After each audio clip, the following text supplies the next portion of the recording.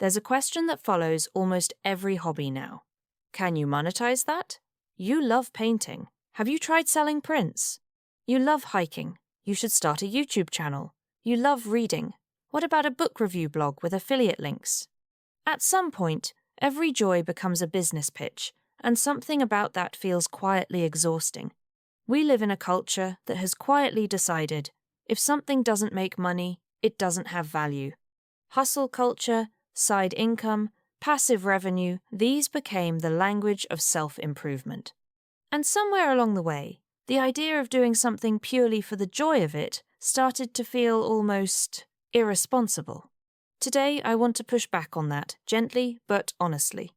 I want to talk about the difference between hobbies that earn and hobbies that restore, why you don't have to monetize everything you're good at, what happens to a hobby when you turn it into a job, and how to protect the parts of your life that exist just for you. First, let's be clear. There is nothing wrong with monetizing a hobby. If you love photography and people want to pay for your photos, great. If you love cooking and you want to start a food channel, amazing. Turning a passion into income is a real and valid path. The problem is not monetization. The problem is the pressure that says you must monetize, or the hobby doesn't count. Here's what happens psychologically when you monetize a hobby. The motivation shifts. Before, you did it because it felt good. After, you do it because it needs to perform. And when something needs to perform, your relationship with it changes. Suddenly, you're not just painting, you're painting for an audience. Not just writing, you're writing for clicks. The joy gets mixed with pressure, and pressure changes the taste of everything. There's a term for this in psychology, the overjustification effect. When you start getting rewarded externally, money, likes, followers for something you used to do internally, the internal motivation weakens.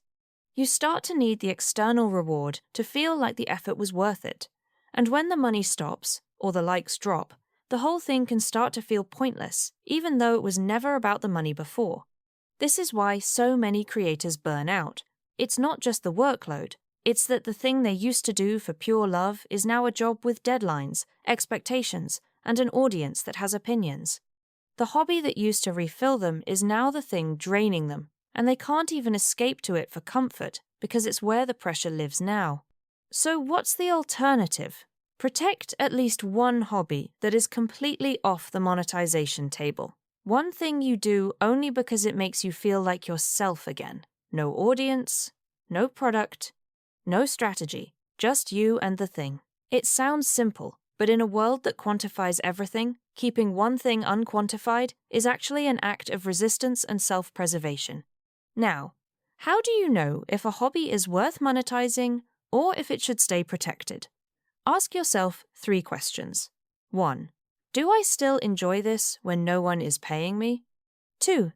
Can I handle criticism of this without it feeling personal? 3. Am I okay if this grows slowly or even doesn't grow at all? If the answer to all 3 is yes, monetizing might work. If any answer is no, be careful.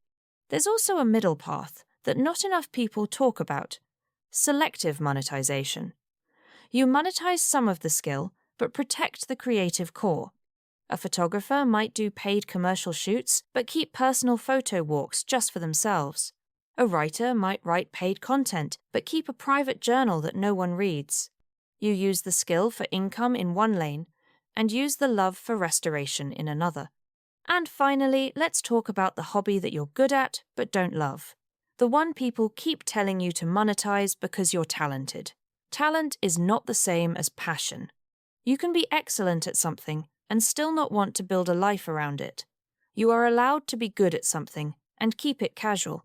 Skill without ambition is not a waste. Sometimes it's just a gift you give yourself.